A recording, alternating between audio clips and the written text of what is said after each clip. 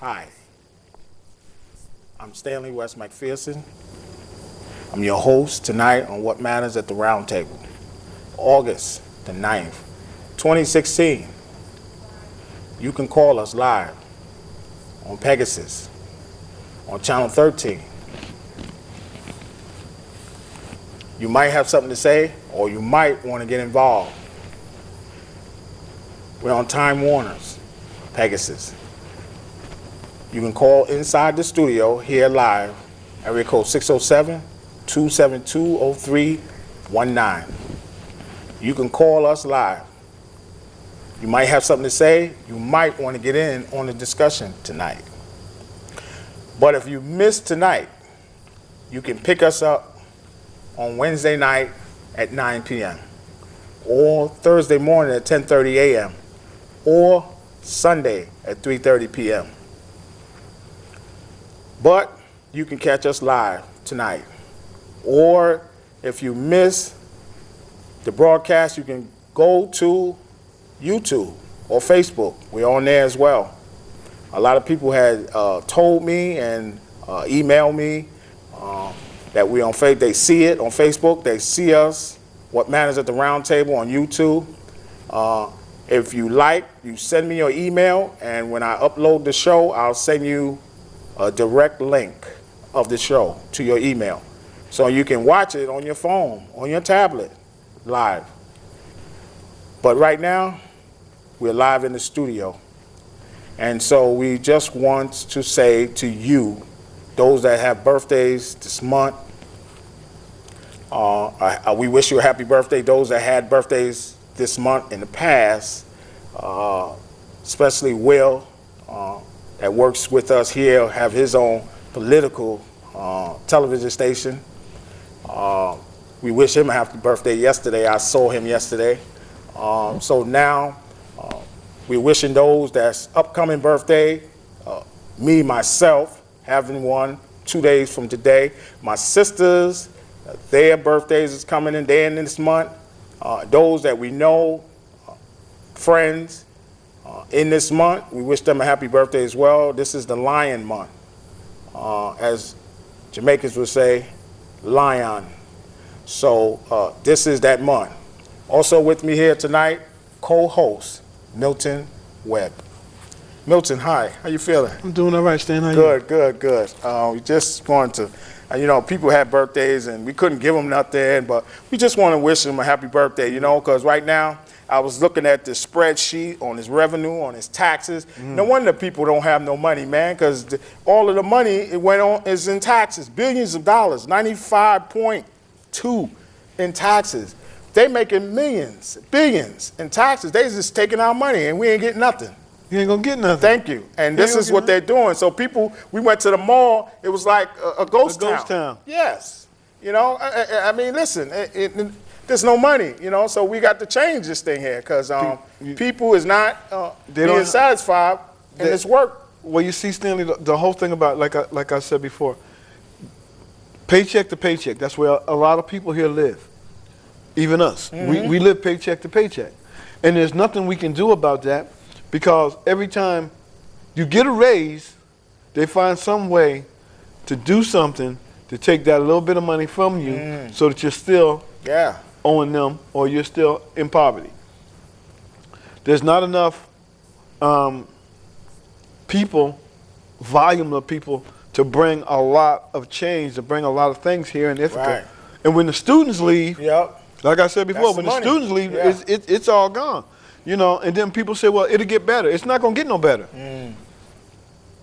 The more we look at this and the more we go toward it, the more we mess around here and try to make ends meet, the more money they're going to take. So now you see it yourself right there. Yeah. Taxes is killing people here. Yeah. All right? A guy may have a job making $20, $25 an hour. Okay? But when he bring that paycheck home, he ain't bringing nowhere near home what he need. Because you get ate up in all kind of taxes. Then you got to pay medical. Then you got 401k if you got 401k. You got dental, eye, I mean, when you sit there and look at it, ain't none of this stuff cheap. That's right. And you study paying out, and you ain't getting nothing back. Nothing. So, you know, when it comes right down to it, man, you're paying all your money in taxes. That's true. And the money that they're making, you see what they're doing. They picking up that money that they had in a escrow account and their contingency. They're fixing the streets because they're claiming that money now. Because if they don't do nothing now, that money be gone. Okay, so they're claiming all of this money now this year because this is the money that's in there. This is the money for the payroll. This is money for people right. That could say that, you know, listen, hey, where's my living wage? Where's my money at? Where's my overtime money? You know, so people are not receiving nothing, and they're just hauling this money in through taxes, revenue. Oh, we got to do this. Oh, we got to do that. Oh, we got to fix this. We got to fix that. And if you notice, the same roads that they fixed last year, the same roads they're fixing this year. Yeah. All right? And the roads that they should be fixing, they're not. Exactly. Okay, so I mean, like, when you sit there and look at it, it's like you're wasting your time and you're wasting these people's money. What are you doing with all of this? Where's all this coming from and where's it going? Because they fixed going up 79 last year. Now, they got all kind of construction downtown. They got all this stuff going on. And it's like, wait a minute. You knew this stuff needed to be fixed last year. Exactly. All right, but you messing around here. You giving all of these construction companies that are coming from out of town. Exactly. You giving them all the money. You got people right here in this town that can fix these roads. All right. And won't give them a job. And won't give them a job. I'm not saying don't give these people from out of town jobs, but what I'm saying is take care of your own first. Right. And it's like, okay, oh, he has a low bid because where he live at, it don't cost as much to live. Exactly. So he can make this bid $3,000-$4,000 cheaper than the guy that lives here because he got to live here and pay these high taxes. Plus he got to pay his workers. And then the first thing you say is he's too high. Right. Exactly. So hey, so now when it comes right down to it, the people in this got a lot. Okay. And you wondering why that Ithaca, the money is not recycling here, the money is not coming back here, the money, because when people get the little change that they have, they're holding on to it. Yeah. Because they're not receiving nothing. You know, so they're trying to hold on to it so they can pay their bills or get what they really need. Because right now, it's like, you know, it's a ghost town. And to say that this town, this city, Ithaca, milk and honey, living like this, you know what I mean? It's a shame because this is number 8, okay, in the state, okay. That's got high in taxes. That's can make it. The milk and honey. Don't talk about the stores because their prices is way sky high, you know. And the whole thing about that is they got to make them sky high in order to make it. Because when the students leave, now all of a sudden, it puts a burden, it puts a strain on everybody. Yeah. Okay? Now, you got all these high taxes for all these people that's coming out of town of Ithaca, but when they're leaving and there ain't nobody here, the people in Ithaca got to suffer for that. Yeah. That's like housing, okay? You mess around here and the landlords, oh, you know what, they're Orientals, and they're coming from over here and they're coming from over there. Their parents gonna pay for them to live in this place, so I'm gonna raise the rent. Yeah. So everybody around town raises the rent. The people that's living here all their life can't afford the rent. Exactly. Because they ain't got a job. And it's not like the jobs ain't out there, but the first thing people say is, you're not qualified. You're overly qualified. So now which is it? Right. How are you going to give this person a job, but you're going to tell them they're overqualified? But this person from out of town going to come in from out of town, and you're going to give them a job. Boom, there you go. Now this person working, and that person going, wait a minute. Right. That's true. And the first thing, they're not trying to hire people. They're not trying to train nobody. No. They're not trying to put money in a contingency to help people so that the money can stay here, rotate, you know, so that they can prosper here. Right. They got their own little clique, And the clique is, you know, you got a little people over here, and they do what they want to do here, and no one else can get in there, and no one else can make it but you and your clique. And now other people suffer. And so you don't have no centers, you don't have this, you don't have people trying to make it. You're not opening the doors. The community say, oh, we trying to help. But now when someone get hurt or somebody get shot, somebody get killed, then you want to open up now. You opening up the community because now you want everybody else that you didn't include it from before. Now you want everybody else to hear your cry. Right. And this is the only time people open up, when tragedy comes. This is the only time people open up and open the community up. The whites, blacks, green, pink, you name it, purple, blue. They all come together when someone is dead or crisis happened, or it's in their family, or it's in someone's family. That's when they come together. Or it's an earthquake, or if it's a tornado or tsunami. Whenever they want to come together. But right now, when the things is good, money is in your pocket, you in your own clique. You don't want to help nobody. You don't want to give nobody nothing until God sent a crisis. And he's sending it for that reason. Because that happened in Mississippi. They were so racist. God sent something at them. They needed black people to help them keep the water and the levee up, because it was going down and they was going to wash them out. And he did that, and he broke that prejudice to them because they needed black people to help them. White folks. And I remember that. Okay? And that's what broke Mississippi. Okay? They still racist, but it wasn't like what they was, because when he sent that water at them, they needed people to put them sandbags, they needed people to help them to do that levee, else they was washed out. Okay? And that's what he had to do, bring a crisis. You know, and the whole thing about it is, like, here in Ithaca, itself, all right, there are so many things that can be done, but people just don't want to do them. Okay, I mean, I'm not saying that there's not jobs out there. I'm not saying that. What I'm saying is, if somebody gonna give you money, you're gonna sit back and take it. So why should you go out there and get a job if somebody gonna give you money? All right.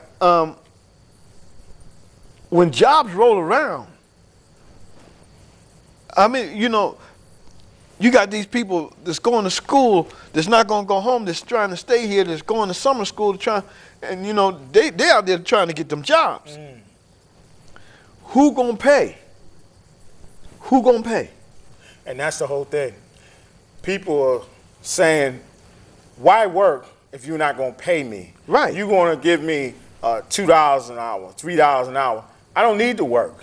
I can do it the best way I can, guess what? And I'll make more. So you got people going to their mindset and saying that, listen, it's every man for himself. And this is what people are doing now, because they're not making it, especially when they got a family. They got 2 children in stake, and people got to feed their family.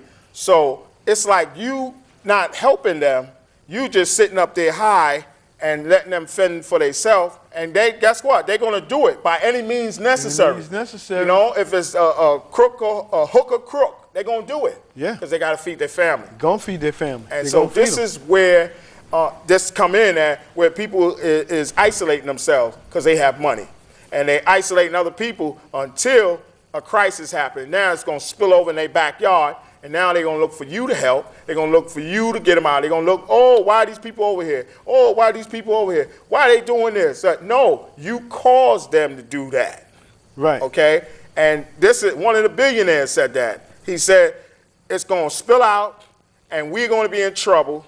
And guess what? There's going to be nothing no one can do about it because it's too late, because we sat back and did nothing. He's right. And he's a billionaire, and he said that. You know, and he's right about that, because you know what? When it's spilled over, when it get into their territory, it's not going to be, the cops ain't going to be able to do nothing. They're not going to be able to do nothing, because it's going to be too late, because they let the water get over boundary. And it went over its boundary, and that's what happened. You know, and so people, they're not doing nothing now. They're just sitting around, enjoying a luxury. But guess what? That will come to an end. It's coming to an end. You know, and when you sit there and you look at it, Stanley, when you sit there and look at it, you know, Ithaca's not a bad place. No, not at Ithaca's all. not a bad place. But you know what? You got people out here that's homeless. You got people out here that's doing crazy things. Yeah. I mean, and the whole thing about it is, man, nobody's trying to help these people. Yeah. But now some of them don't want help. That's true too. Okay, some of them don't want help, but the ones that won't help, ain't nobody helping them. Exactly. All right, like the woman that the bank made her move out of her house with her 4 kids. You know who I'm talking about. Yes. Okay, they didn't try to find her another place to live. Not. They did not try to find her a place where she can take and lay her kids' head down on a pillow. You know, none of that. They didn't try to help her. No. You got people that's walking the street that don't know what happened because they lost their house because That's that was true. of that crooked broker right there. Yep, that's right. Okay. Now you also got these people talking about, I'll give you a job. All you got to do is come and work for me. You work for a week and the next thing you come to get your check, this guy's gone. That's right. All right? You got people talking about, okay, I'm going to move you over in here. Okay? So they move you to this complex and the next thing you know, you thinking it's all right. You come outside, right. there's all kind of drug activity going on and there's supposed to be police sitting up in here and you know, you got all of this stuff happening, and the first thing you say is, where's this coming from? Why is it that this is happening? And it's planted. Because of the simple fact that nobody wants to help the next guy. I had a guy tell me one day, Stanley, why did you buy that guy a sandwich? Okay. You know what I told him? What? Because he was hungry. Okay. The man said, man, look, I ain't ate in 2 days, man. Can you help me out? He didn't ask me for no money. Right. He told me he didn't eat in 2 days. Okay. I went and bought him a sandwich and a soda. That's right. And you're supposed to do that because that's what he said. And I seen a pregnant woman, and she looked pregnant, and I thought she was pregnant, and I reached in my pocket and gave her some money because I was like, why is a pregnant woman got to go through this? Right. And then when I asked her, I gave her the money. I said, are you going to eat? And she said, yeah. And then I says, are you pregnant? And she says, no, I'm not. And I said, well, I thought you was. And so immediately I wanted to help you. Even though you're not pregnant now, I'm still giving you what I'm going to give you. But my thought was to help you, that you need help because you was carrying another one. Okay? And so that's why I immediately wanted to help her. Because it wasn't just her, but it was the child she was carrying. But now she wasn't carrying. It was just, her belly was just big. But you know what? Maybe that's what God wanted you to see. And that's what he wanted me to see. In order to help her. Because you got guys out here that are making babies, and the woman gets to be 7 months pregnant, and the first thing the guy want to do is beat her up and put her out. Okay. So, you know what I mean? Like, you know. And these guys are cowards. These guys, you know, listen, these guys are cowards. Making babies, sleeping with the women, and they ain't taking care of them, and then don't want nobody to know about it. And some of them is married in other countries, and they don't want nobody to know about it. That's so right. This is what they're doing here, you know. But these guys are cowards. I don't respect them, and I don't want to have nothing to do with them. Nope. And God is not respecting that either. Okay, He's not respecting that. If you a man, you take care what you need to take care of. That's okay? right. If you got a child, you take care of it. You got kids, you take care of them. That's right. Okay? God's not respecting all this nonsense these people is doing. They run into God, talk about Jesus, Jesus. Listen, Jesus will slap you himself, okay? Because you ain't taking care of your child. That's right. And he's not going to respect that. So for people to be doing what they're doing, these girls need to, you know, marry the guy. Get married. You know, don't have the kids with no name. Marry the guy and take care and do what you need to do. And the guys need to marry the girl, honor her, and give her your name. Don't play games. You know, Stanley, a lot of times it moves in that direction. But sometimes that guy or that woman thinks that there's something better on the other side of that hill, not knowing it. The grass ain't green. It's a desert wasteland. Okay. So they don't honor their woman because this other woman, oh, she looks better than her, or she can do this here, or she got this here. Stay with your woman. Treat her like she's yours. Be glad that she's your woman. And be there when she needs you. Or some of them play games. Or be there when your man needs you. Whichever how it comes. They play games. Too many games. That's the whole thing that's out there. Until they get caught, okay? Until they get burnt. Then they get caught because what they're doing is, if you don't see them, then it's all right. But as soon as God exposed them, now it's a different story. Because don't forget, he exposed everything. Oh, yeah. Because he sees everything. So people will be getting exposed for the things they're doing. Some of them is, I'm a reverend. I'm preaching in the church. Man, I'm singing. I'm in the choir. And God is exposing them because he's saying, no, you're doing this behind the doors and you ain't married. So it says, the Bible says marriage is honorable. God honors marriage. And whoremongers and adulterers, he gonna judge. Okay? So I'd rather be on the side of honoring God is married. Marry the doggone woman. Don't play games and whoremonger and sleep with her and she sleep with you. And then guess what? God's going to call on you and say, you're a whoremonger. You didn't marry. And he was an adulterer because you married already. And you out of here. And they're going to go to hell. And, it's like, why you got to go to hell and thinking that you ain't going to go and you disobeying the command?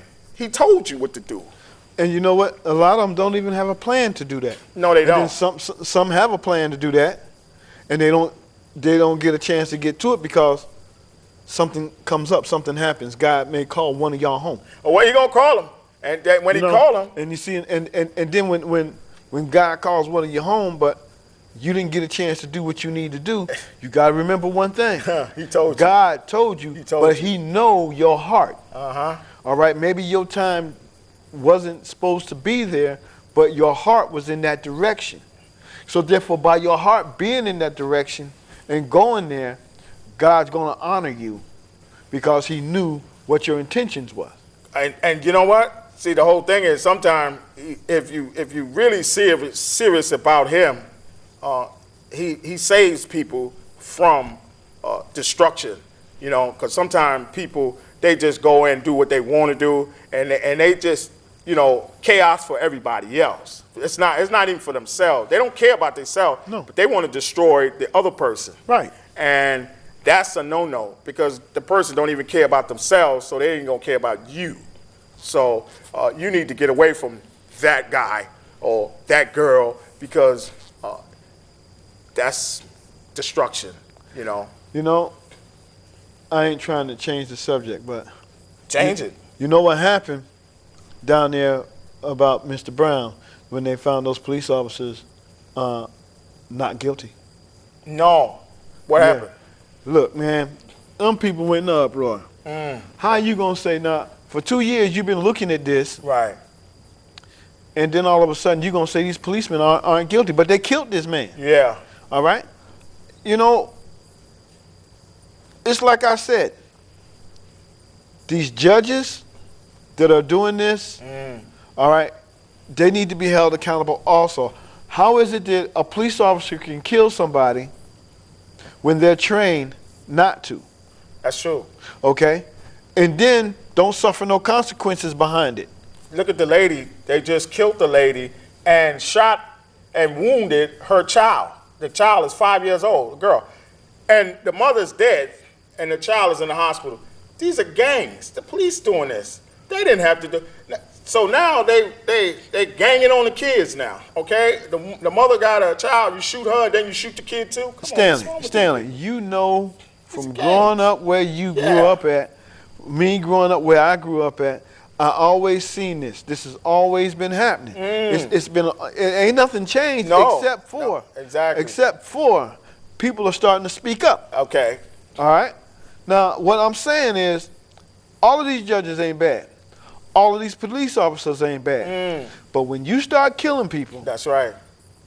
You need to take that badge and that gun. Take it up from them. And put them out in pasture. Thank you. Because now all of a sudden, if they did it once, they're going to do it again. Yeah. If they did it once, I got away with this. I got this guy over here now, and I don't like him. And the next thing you know, hey, it was self-defense. Then you mess around here and you go sitting in front of a judge and he says, well, our findings. Thank you. They shot another man in the back, 18-year-old Paul. You know, they just shoot. Every time you turn around, somebody's getting shot. You know, it's like, don't call the police. Don't call them on me. Do not call the police, because you know I'm not trying to hear that, because they're coming for only one thing, to shoot to kill. Okay, so when you call the police, you know, this clown has some woman call the police. Okay, I had to go to the station and told them, listen, you know, hey, you got a complaint against me? He said, no, we got nothing on you, Stanley McPherson. He searched the records and said, no, we got nothing on you. I said, because somebody called on me. He said, no, ain't nobody called on you. I said, oh, okay. I had to go to them, to the police station. And they said, no, we didn't call nobody. I stepped to these people. These are gangs we dealing with. So we can't play with them. You can't have your name in the mix of them, because this is, when people call the police on you, this is what happened. They're not calling to stop it. They're calling to shoot to kill. You know, I sit back and I look at all these things like Freddie Gray, Mr. Brown, and the guy that they shot down in New Orleans, you know, and he told them he had license to carry, you know, and he said, Thank you. And you know, they shot that man in front of his child and his wife. And he was complying. Now, these are the things that I'm saying. These are the things that I'm saying that are wrong. That's right. All right, that are wrong. Now, you do got some good police officers out there. Don't get me wrong. Listen. But the ones that are getting shot, no, exactly. the ones that are getting shot, they're not the ones that did the deed. No, they did not. All right? But the ones that did the deed are sitting at home, safe. You got some beautiful police officers. The ones that, when we used to grow up, pals. The ones, 46th Precinct, 43rd, 40. It's so many officers that was good that they poured out because they wanted to see you do good. They didn't want to see you go to jail. Right. And so it was beautiful police officers. And you know what? Ain't nobody don't even honor them. They just throw them away and throw these crooks out here, and these crooks is making their name look bad. Well, you see, you know what happened? You know what happened? The good cops that was there, all right, got pushed to the side for these cops that are coming up. Didn't want to continue the program that these guys were doing. This is why that stuff happened. Look, our time is up. We are in this discussion, and we are finished. Okay? So we letting you know our time is up, and we'll see you next week. This is What Matters at the Roundtable. Good night. Bye-bye. Farmer stress, farmer feel oppressed. The food that we grow, we should have export. But the food that we grow, we see them import. Importation stun the growth of the Jamaican dollar. Fail the economy, then them bow to IMF, trying to pass them tests. And with some seeds now, I'm the planter. Digging deep to find the essence of living, because life is not all about blinging. Science of agriculture. It involves soil being tilling on, seeds being planted on, taking care of your kids, creating a better future for them youth, yeah. But our life will be an illusion with the failure of agriculture. But because of 500 years of slavery, without pay and agronomy, creating our mind a reverse psychology to think that agriculture is so low and dirty and dirty. The man